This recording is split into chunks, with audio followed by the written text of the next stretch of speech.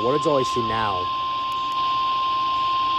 The National Weather Service in Mount Holly, New Jersey has issued a severe thunderstorm warning for southwestern Atlantic County in southern New Jersey, southeastern Cumberland County in southern New Jersey, Cape May County in southern New Jersey until 9:45 p.m. What? At 8:58 p.m., a severe thunderstorm was located near Ocean, or 11 miles north of Cape May, moving northeast at 25 miles per hour. Hazard, 60 miles per hour wind gusts and penny-sized hail. Source, radar indicated. Impact, damage to roofs, siding, trees, and power lines is possible. Locations impacted include Ocean City, Summers Point, North Wildwood, Wildwood Crest, Woodbine, Shell City, Escalona, Salon, Stone Harbor, Corbin City, Cape May Courthouse, Scotch Bonnet, Wow. Point, Seaville, Denisville, Strathmere, Eldora, Belle Plaine Forest, Marmot, and Green Creek.